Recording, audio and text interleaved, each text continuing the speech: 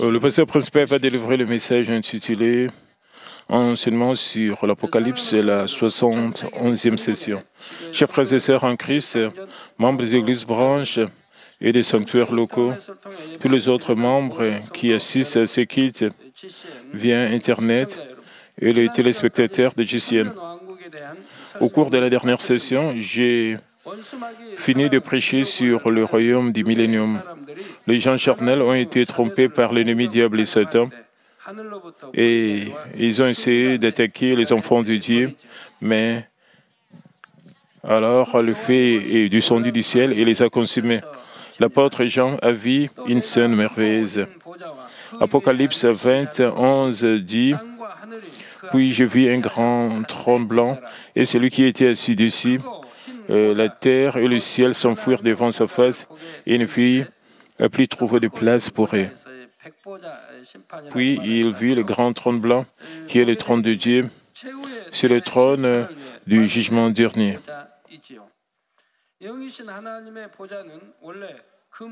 Le trône de Dieu, qui est esprit, a été dans le 4e ciel. Cependant, son trône peut également être trouvé dans le 3e ciel. Dieu peut placer son trône même dans le 1er ciel et quand il le veut. Vous n'avez donc pas besoin de vous demander comment il est possible que le trône de Dieu, qui est esprit, puisse descendre au 1er ciel, le monde charnel. Le trône de Dieu dans la Nouvelle Jérusalem brille de lumière de gloire entourée d'arc-en-ciel. Vous vous sentez paisible et dans la plénitude lorsque vous y séjournez. Bien sûr, ceux qui ne sont pas sanctifiés ne peuvent pas regarder les trônes glorieux de Dieu. Cependant, ils peuvent voir le trône avec de cœur d'amour et de paix. Mais au moment du jugement dernier, le trône blanc lui-même dégage une puissance sévère. Même si les sauvés ne peuvent s'empêcher de baisser la tête, les non-sauvés tremblent d'une crainte qui leur échappe devant la dignité du trône. Et s'il vous plaît, ne considérez pas le trône comme l'un des trônes du roi du monde. Le grand trône blanc signifie non seulement le siège de Dieu, mais comprend également un espace autour du trône. Que le trône soit blanc signifie que la lumière du trône est très lumineuse et brillante. Alors cela semble tout blanc. Cela signifie également les attributs de Dieu tels que la propreté, la pureté, la vérité et l'éternité. Le trône glorieux de Dieu est placé dans le 1er ciel et il commence enfin à juger les âmes qui ont été cultivées depuis la création. Et ce jugement est lié au 1er ciel. Et cela implique que le jugement est rendu à l'endroit où les humains ont été cultivés selon leurs actes. Et d'ailleurs, même si le jugement est lié au 1er ciel sur la terre, c'est un endroit différent de la terre actuelle, limitée en dimension. Juste comme le dit le passage, la terre et le ciel s'enfuirent devant sa face. Pendant le jugement, il n'y a pas de frontière entre la terre et le ciel supérieur.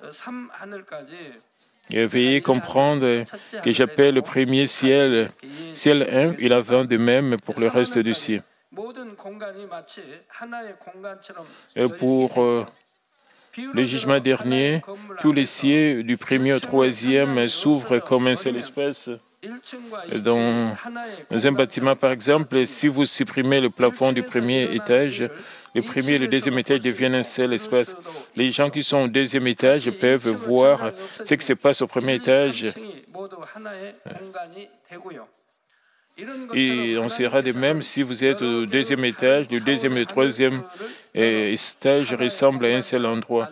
Dieu ouvre les cieux dans différents espaces et le fait apparaître comme un seul. Où que vous soyez, vous pouvez prendre sa dignité, en tout comme si vous vous teniez juste devant son trône.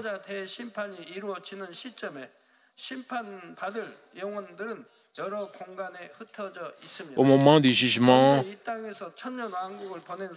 du grand trône blanc, les hommes qui doivent être jugés sont dispersés dans différents espaces. Ceux qui ont vécu sur terre pendant le royaume du millénium se tiennent devant le trône de Dieu. Parmi les hommes sauvés, il y en a qui séjournent dans la tombe supérieure. Ce sont les âmes qui sont mortes dans le sein de leur mère, mais qui ont reçu le salut par le jugement des consciences. Parmi les âmes qui ont été sauvées pendant la grande tribulation de 7 ans, certains d'entre elles n'entrent pas dans le royaume du millénium, mais restent dans un endroit séparé. Ils ne participent même pas au banquet de mariage, mais restent dans le lieu séparé du deuxième ciel. À partir du moment où ils sont morts à martyrs jusqu'au jour du jugement. Ils se rendent aux abords du paradis après le jugement. Ensuite, il y a des âmes non sauvées qui sont punies dans la tombe inférieure. Les âmes qui sont dispersées dans ces différents endroits tels que la tombe supérieure, la tombe inférieure et le deuxième ciel recevront le jugement devant le trône de Dieu. Cependant, ils ne sont pas réellement déplacés vers l'espace du premier ciel, mais comme les espaces sont ouverts, ils ont l'impression d'être tous au même endroit. Dans le cas de la tombe inférieure, l'espace s'ouvre comme si le ciel de la tombe inférieure s'ouvrait. Ensuite, les âmes dans la tombe inférieure se sentent aussi, et comme si elles s'étaient nées juste devant le trône de Dieu qui est dans le premier ciel. Ce jugement peut être vu non seulement par les âmes dans la tombe supérieure et la tombe inférieure, mais dans l'espace du deuxième ciel s'ouvre et les gens dans le jardin d'Éden peuvent également regarder ce jugement. Les habitants du jardin d'Éden regardent chaque détail de cette scène étonnante car ils se trouvaient eux aussi dans la même espèce. Bien sûr, puisqu'ils n'ont pas été cultivés, ils ne sont pas soumis au jugement. Cependant, ces âmes cultivées sur cette terre qui sont jugées sous leurs ancêtres, même Adam et ses descendants. Beaucoup de ceux qui vivent dans Éden vivaient autrefois avec Adam et Ève comme leurs fils et filles ou comme petits enfants. Ils ont été témoins de la gloire et de la malédiction d'Adam. Par conséquent, ils sont curieux des nouvelles de la terre. De plus, regarder le jugement dernier est une bonne leçon pour eux, pour comprendre qu'est-ce qu'est la culture humaine. Au jugement, le troisième ciel s'ouvre aussi. Dans le troisième ciel, il y a une mer de verre qui éclaire comme du cristal devant le trône de Dieu. Pendant le jugement, chaque détail de chaque acte est clairement visible sur cette mer de verre. Alors que l'espace de ce troisième ciel s'ouvre, tout le monde peut voir cette mer de verre comme si elle avait été déplacée vers le premier ciel où est placé le trône de Dieu. Étant donné que de nombreux espaces sont ouverts comme s'il n'en était qu'un, les cieux divisés n'ont aucun sens devant le trône de Dieu pendant le jugement. C'est pourquoi le passage de ce soir dit « Il ne fut plus trouver des places pour eux ». Il y a une autre raison à cette expression. Après la fin du jugement, la terre et le ciel du premier ciel ne sont plus utiles. La terre, le système solaire et l'univers entier étaient un lieu préparé pour la culture humaine. Après le grand jugement, il n'est pas nécessaire que les hommes qui entrent au ciel et les gens dans le jardin d'Éden retournent sur la terre. Il n'y a plus de capacités de vie sur terre telles que les 4 saisons en se déplaçant autour du soleil ou en se tournant. Cependant, cet espace comprenant la terre n'est pas simplement rejeté.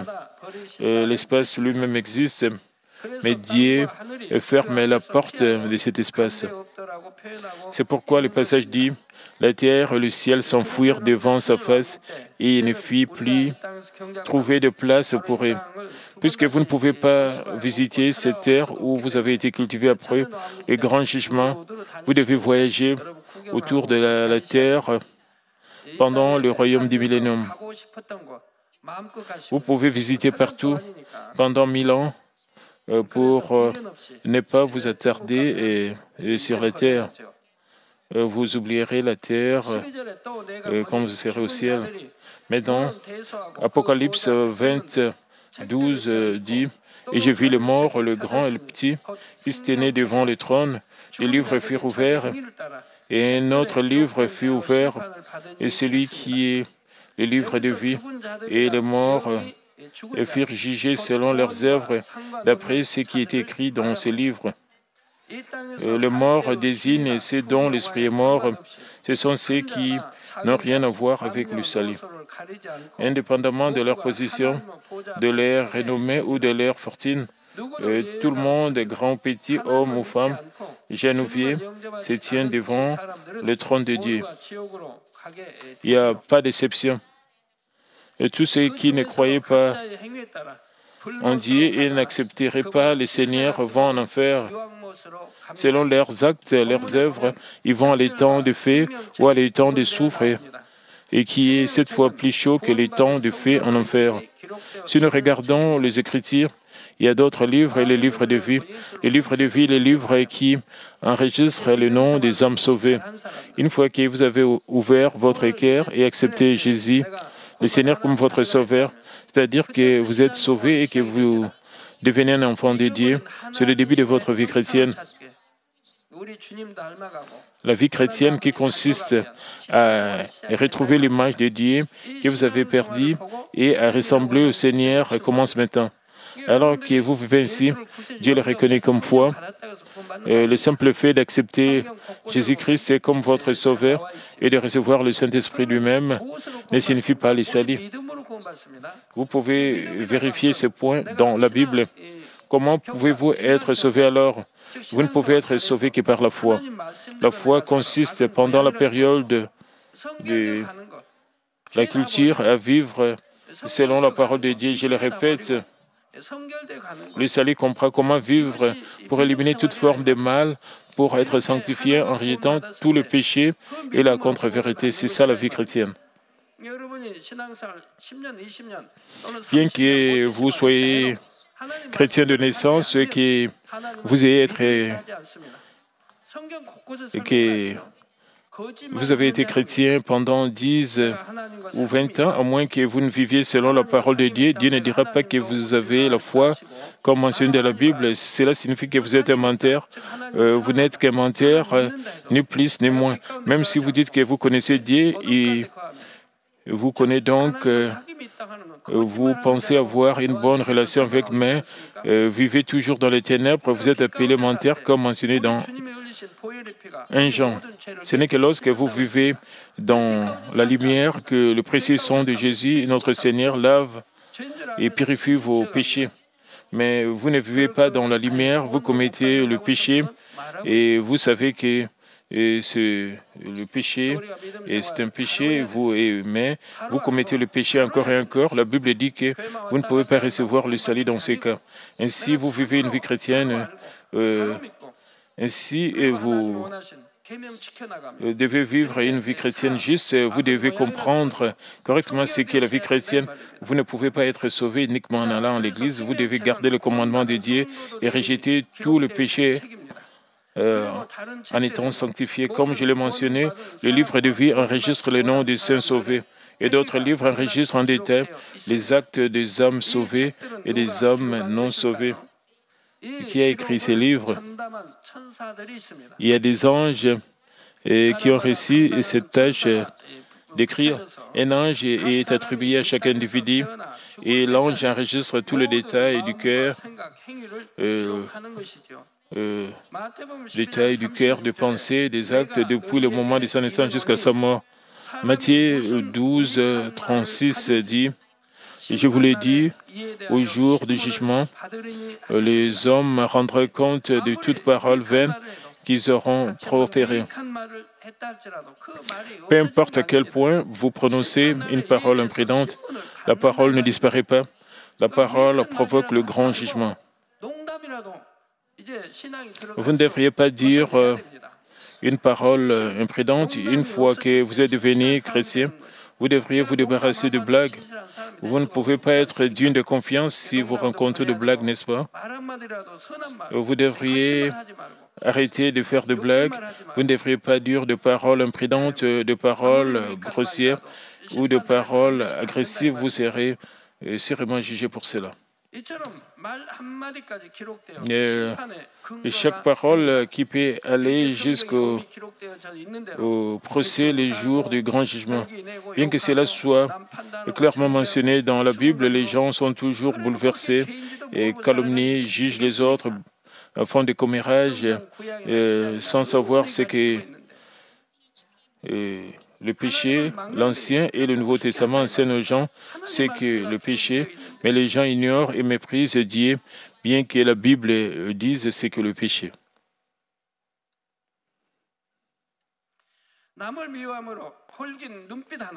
Et un regard haineux, une parole d'injure ou de commérage, de violence, de colère, de querelle, de meurtre, d'adultère, de vol ou même le fait de cracher, l'ange ne le rate jamais.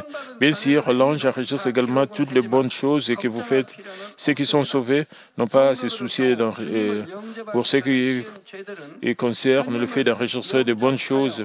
Dans les cas des croyants, les péchés qu'ils ont commis avant d'accepter le Seigneur sont pardonnés lorsqu'ils acceptent le Seigneur et se répandent du tout. Lorsque vous acceptez le Seigneur et recevez le Saint-Esprit, vos péchés sont pardonnés, n'est-ce pas? Lorsque vous repentez, le Saint-Esprit vous aide à vous souvenir de vous repentir. Et pendant que vous vivez en tant que chrétien, le Saint-Esprit vous rappelle les choses dont vous ne pouvez pas vous souvenir auparavant et vous aide à vous en repentir, afin que vous puissiez vous repentir de péchés et que vous avez commis auparavant. Dieu vous donne la grâce de vous repentir. Il faut toute la journée, plusieurs jours pour se repentir de tout.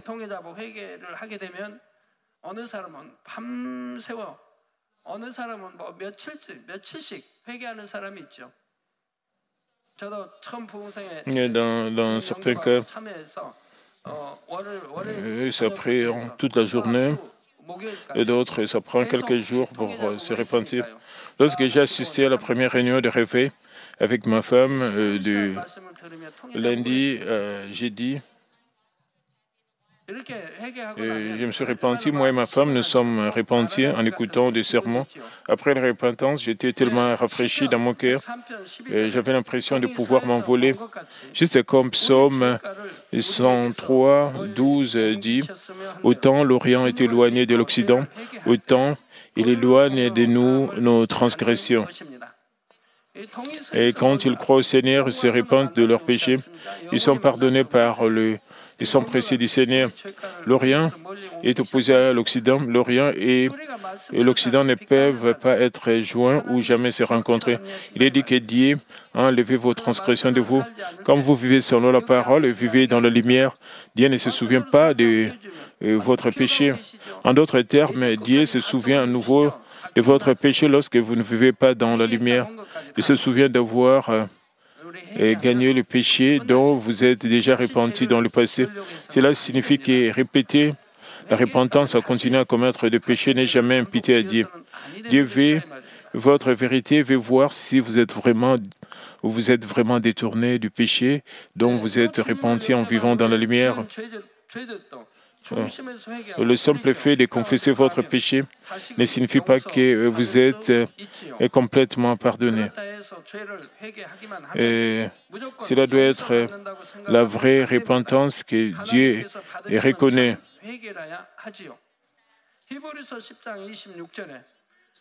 Hébreux 10, 26 dit, « Car si nous péchons volontairement, après avoir reçu la connaissance de la vérité, il ne reste plus de sacrifice pour le péché. » Vous savez déjà quelle est la parole de Dieu. Vous lisez la Bible, écoutez des sermons. Vous savez donc ce qu'il faut garder, ce qu'il faut rejeter, ce qu'il faut faire, ne pas faire.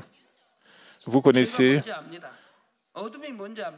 Vous avez la connaissance spirituelle comme ce qui sont le péché, ce qui sont les ténèbres, ce qui est la vérité. Vous connaissez la vérité.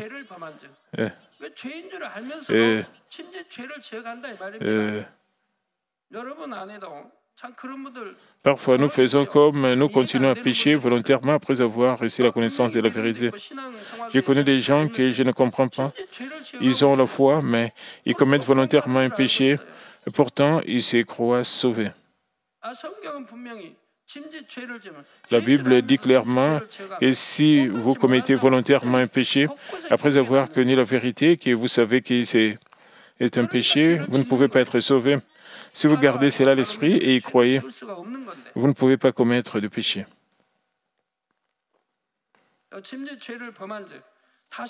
Car si nous péchons volontairement après avoir reçu la connaissance de la vérité, il ne reste plus de sacrifice pour le péché.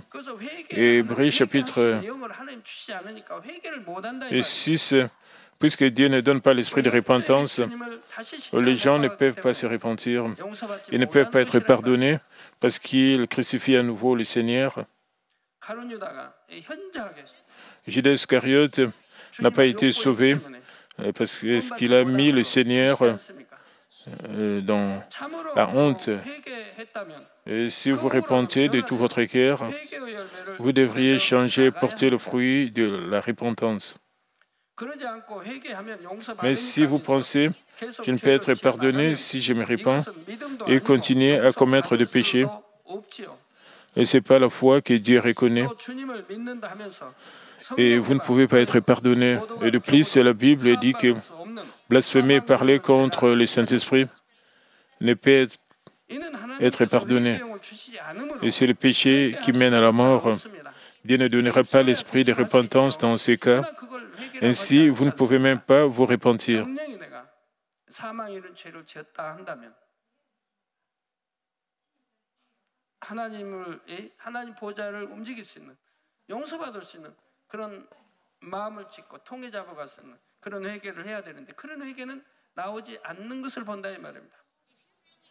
Et si vous repentez sincèrement vos péchés, vous aurez un cœur brisé et votre comportement, votre cœur vont toucher le cœur de Dieu. Et dans la plupart des cas, ce n'est pas comme cela.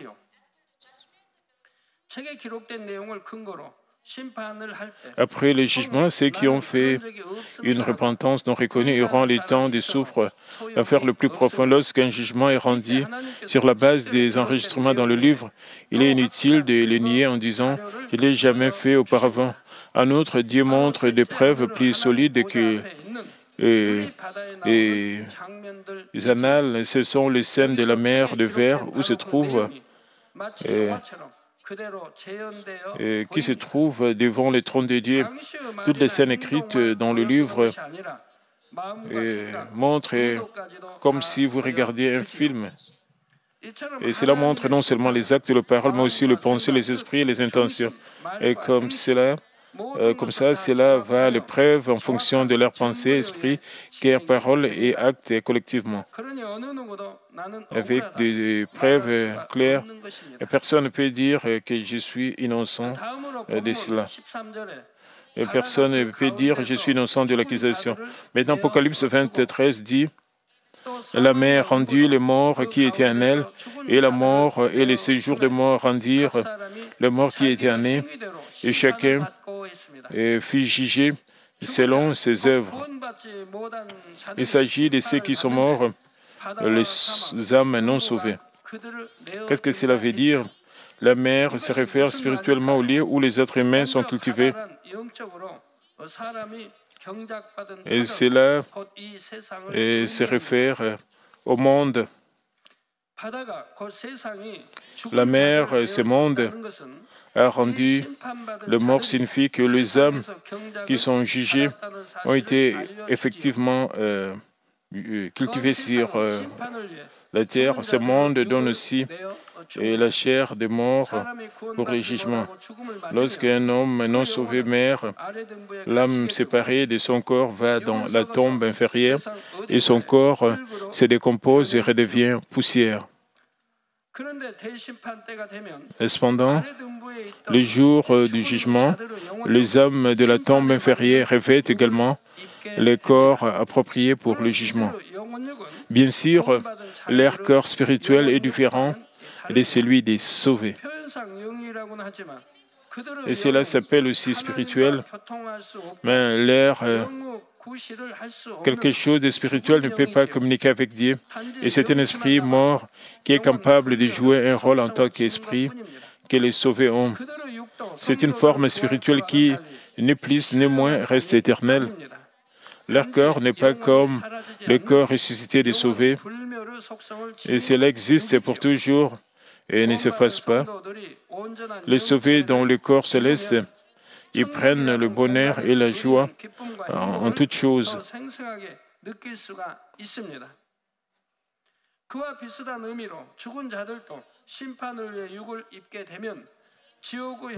Dans cette veine, les non-sauvés, dans leur corps spirituel, ils subissent d'horribles tortures et une douleur au-delà de toutes les attentes. En réalité, le châtiment de l'enfer est bien plus terrible que celui de la tombe inférieure. Et de plus, ils peuvent souffrir d'autant plus fortement que dans la tombe inférieure et qu'ils portent les corps en enfer alors qu'ils sont en tant qu'hommes dans la tombe inférieure. Le passage dit aussi, la mer rendit le mort. Cela signifie que les morts reçoivent le jugement à cause de leurs œuvres. Juste comme Romains 6, 23 dit, car le salaire du péché c'est la mort. Cela montre clairement que le jugement est rendu strictement et selon ce que les gens ont fait. Le salaire du péché, c'est la mort.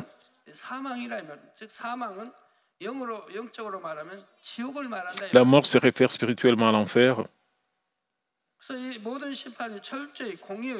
Cela nous dit que tout le jugement est rendu équitablement. Selon le péché qu'ils ont commis en étant cultivés, ils tombent dans la tombe inférieure après leur mort, et plus tard, ils tombent soit dans le temps du feu, soit dans le temps du soufre. Et lorsque la mort rend les morts pour le jugement, ils sont libérés pendant un certain temps de la tombe inférieure où ils ont reçu la punition. C'est fait que les morts sont libérés de la mort. C'est une sorte de réapparition avec leur propre corps, appelée la deuxième résurrection. Quand est-ce que la première résurrection a eu lieu? Apocalypse 26 dit « Errés et saints, ceux qui ont part à la première résurrection. La seconde mort n'a point de pouvoir serré, mais ils seront sacrificateurs de Dieu et de Christ et régneront avec lui pendant 1000 ans. Ceux qui croient au Seigneur rejoignent la première résurrection lorsque le Seigneur revient dans les airs. Ils portent un nouveau corps, un corps ressuscité, participent au banquet de mariage de Satan et règnent dans le royaume millénaire pendant 1000 ans. Y a-t-il quelqu'un qui s'est demandé, cela n'est-il pas seulement la résurrection, mais la première résurrection? Cela signifie-t-il qu'il y a la deuxième résurrection? Je ne l'ai pas expliqué, mais si vous avez lu attentivement le passage, vous auriez dû être curieux à ce sujet. La Bible n'utilise pas clairement le terme la seconde résurrection. Cependant, le passage dit la mort rendit le mort. Cela fait référence à la deuxième résurrection. La deuxième résurrection est que la mort libère le mort de la tombe et ils sont condamnés à porter leur propre corps donné avant d'aller à l'étang du feu et à l'étang du soufre. Cependant, cette résurrection n'est pas la résurrection de la vie et du salut, mais c'est la résurrection de la paix et du jugement. Cela ne s'applique qu'aux hommes non sauvés. Ainsi, cette deuxième résurrection n'a rien à voir avec les hommes sauvés. C'est pourquoi la Bible ne fait pas référence à une résurrection. Une fois que vous avez rejoint la première résurrection, la deuxième résurrection n'a rien à voir avec vous. Et seuls ceux qui ne sont pas sauvés ressusciteront et recevront le jugement et tomberont en enfer. Lorsque la mort libère le mort, ils sont libérés du châtiment de la tombe inférieure pendant un certain temps. Cependant, ce n'est qu'une très courte pause. Cela ne donne ni paix ni espoir, puisqu'ils savent que le châtiment encore plus misérable de l'enfer les attend. Après le jugement, ils attendent juste avec peur. Le passage dit aussi, les séjours de mort rendus le mort, comme on vient de l'expliquer, cela fait référence au fait que le mort revête leur corps et se tiennent devant le trône. Même s'ils sont condamnés dans la tombe inférieure, ils peuvent ressentir la dignité et l'autorité du trône autant que ceux qui sont devant le trône dans le premier ciel. De même, la mer, la mort et les séjours de mort rendent le mort. Personne ne peut échapper à la position de se tenir devant le jugement de Dieu. Et ils sont jugés selon leurs œuvres. Au fait, voici une chose dont vous devriez vous souvenir. Il y a des âmes qui ont déjà reçu le jugement et sont tombées en enfer avant même le jugement du grand trône blanc. La Bible dit qu'à la fin de la grande tribulation de ces temps, le jugement de Dieu tombe sur la bête et le faux prophète, et ils sont jetés vivants dans le temps de soufre, qui est le temps de soufre. Et à la fin du royaume du millénium, les gens charnels qui ont trahi les autres et sont consumés par le feu, et jetés dans le temps du feu et le temps de soufre. Puisqu'ils ont déjà reçu le jugement et sont tombés en enfer, ils n'ont plus besoin d'être appelés au jugement final grâce à tous les espaces ouverts comme un seul. Ils peuvent assister au jugement tout en souffrant dans le feu et le soufre. Maintenant, Apocalypse 20, 14 à 15 dit, « Et la mort et les séjours de mort furent jetés dans le temps du feu. » C'est la seconde mort, le temps du feu. Quiconque ne fut pas trouvé écrit dans le livre de vie fut jeté dans le temps du feu. La Bible dit que si votre nom est enregistré, il peut être enlevé et effacé. Si vous nettoyez pas votre cœur, ou si vous ne rejetez pas le mal de votre cœur, vous finissez par abîmer votre vêtement. Spirituellement, le vêtement fait référence à votre cœur. Votre nom sera effacé du livre de vie. Une fois que le nom est écrit dans le livre de vie, vous devez continuer à vivre selon la parole de Dieu. La Bible dit que vous ne devez pas éteindre le Saint-Esprit, car il peut être éteint. Et que signifie éteindre le Saint-Esprit?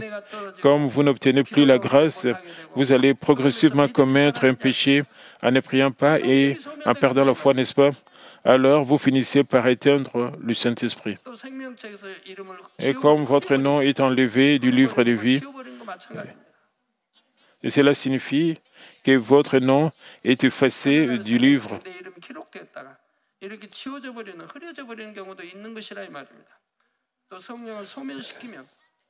Vous pouvez également atteindre le Saint-Esprit dans ces cas. Ces cas arrivent toujours. Ici, le temps du feu fait référence à l'ensemble de l'enfer et collectivement, y compris à la fois le temps du feu et le temps du soufre. La mort et la tombe inférieure ont terminé leur rôle, et ce qui était dans la mort et ce qui était dans les séjours de mort, la tombe inférieure, ils sont maintenant jetés en enfer. Il est dit, la mort et les séjours de mort furent jetés dans les temps de feu, mais pas à la mer, puisque le monde qui est le premier ciel, à savoir l'espace charnel, n'a pas besoin d'être jeté en enfer. Il est simplement aboli.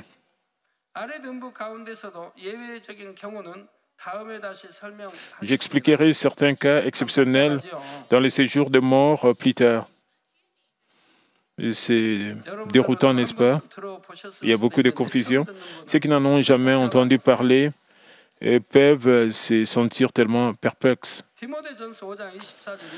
1 Timothée 5, 24-25 dit Le péché de certains hommes sont manifestes même avant qu'on les juge, tandis que chez d'autres, il se découvre que dans la suite. De même, les bonnes œuvres sont manifestes et celles qui ne le sont pas ne peuvent rester cachées. Les âmes non sauvées ont les différentes gravités du péché. Ceux qui ont un péché plus lourd sont jetés dans le temps du soufre et ceux qui en ont moins dans le temps du feu. Les jours du jugement dernier, ceux qui ont un péché plus lourd prennent le premier tour pour être condamnés, pas un par un, allant en enfer. Lorsque le jugement est terminé, ils tombent tous dans leur enfer désigné en même temps. Maintenant, j'ai presque fini d'expliquer le jugement dernier mentionné dans le passage.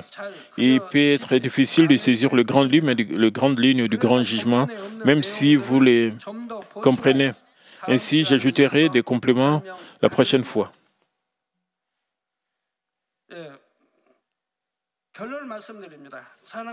Permettez-moi de conclure le message d'aujourd'hui. Chers frères et sœurs en Christ, il y a sûrement le ciel et l'enfer.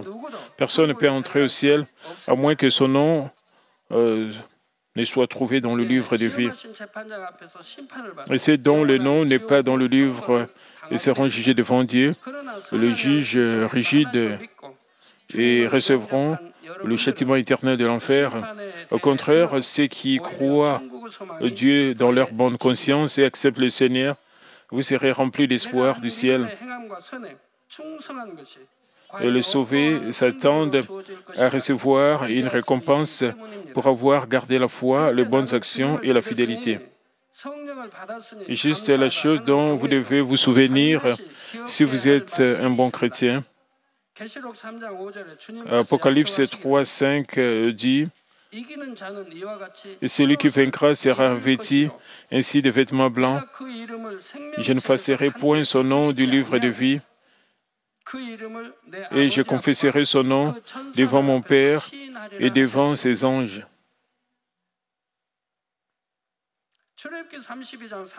Exode 32, 32 dit aussi « Sinon, efface-moi de ton livre que tu as écrit. » La chose dont vous devez vous souvenir est que votre nom peut être effacé dans un certain cas, même s'il est écrit dans le livre de vie. En outre, 1 Thessaloniciens 5, 19 dit « N'éteignez pas l'esprit. » Puisque le Saint-Esprit peut être éteint, il vous dit de ne pas éteindre l'esprit. Et cela signifie que même si un homme a reçu le Saint-Esprit, lorsqu'il continue à désobéir à la volonté de Dieu, le Saint-Esprit peut être éteint.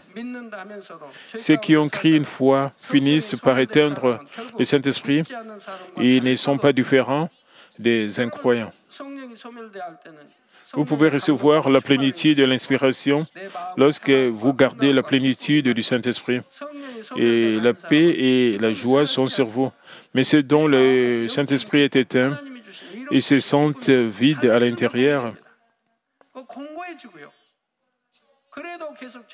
Et tout ce qui est joie et grâce sont partis. Si vous restez pécheur, votre cœur sera en fer. Et cela signifie que vous n'avez pas de conscience. Vous n'avez aucune bonté du tout. Le Saint-Esprit est parti de vous et votre foi est irréparable. Quand vous ferez face à ce jour, combien regretterez-vous? Vous vous sentirez déchirant, un cœur brisé en disant « Pourquoi ai-je été captivé par une vaine convoitise des choses mondaines, même si j'ai appris quelle est la volonté de Dieu? Pourquoi je fais de telles choses? Pourquoi j'étais insensé comme cela? S'il te plaît, donne-moi une chance de plus, s'il te plaît. » Il n'y aura pas de paroles pour exprimer le remords que vous ressentez. Il est trop tard pour regretter de ne pas vivre comme les mendiants Lazare. il est trop tard quand vous vous rendez compte de ce qui se passe. Et comme je vous l'ai enseigné de nombreuses fois, mais vous avez piétiné la parole de Dieu et vous êtes loin du salut. Certaines personnes disent qu'elles peuvent voir l'au-delà au moment de leur mort. Car qu'est-ce qui est utile après avoir vu le ciel ou l'enfer où ils habiteront? Il est absolu que vous tombiez en enfer et si vous ne croyez pas. J'espère que vous n'êtes pas trop stupide ou insensé pour aller en enfer comme ça. Vous devez aller au ciel et ne jamais penser si vous mourriez après avoir suivi la vie des non-croyants. Vous connaissez qu'il y a le ciel et l'enfer. Et si vous faites cela, la réponse est juste l'enfer. J'espère qu'aucun d'entre vous ne sera comme ça. Vous devrez vous tenir devant le siège du grand jugement avec assurance et recevoir une meilleure demeure et des récompenses. Et s'il vous plaît, vivez chaque jour avec un tel espoir.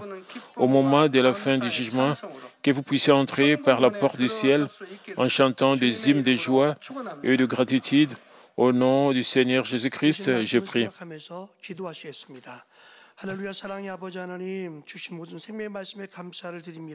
Prions concernant ce message. Père éternel, merci encore pour ce message très important. Merci pour toutes choses. Permets que nous puissions mener une vie de sanctification. Permets que nous puissions toujours rechercher ta volonté. Que nous puissions pas vivre dans les ténèbres. Change-nous complètement, Père, par l'aide du Saint-Esprit. Que nous ne puissions pas éteindre le Saint-Esprit, mais que nous puissions toujours vivre selon ta parole, dans la lumière, dans la vérité. Que nous puissions nous sanctifier. Au nom puissant de notre Seigneur Jésus-Christ, ainsi prier. Amen. Maintenant, nous allons recevoir la prière du pasteur principal pour le malade. S'il vous plaît, posez vos mains sur vos parties malades. Si vous n'êtes pas malade, posez votre main sur votre poitrine et recevez cette prière pour le désir de votre cœur. Alléluia, Dieu Tout-Puissant et Dieu d'amour, s'il te plaît, pose ta main sur tous les croyants qui reçoivent cette prière maintenant.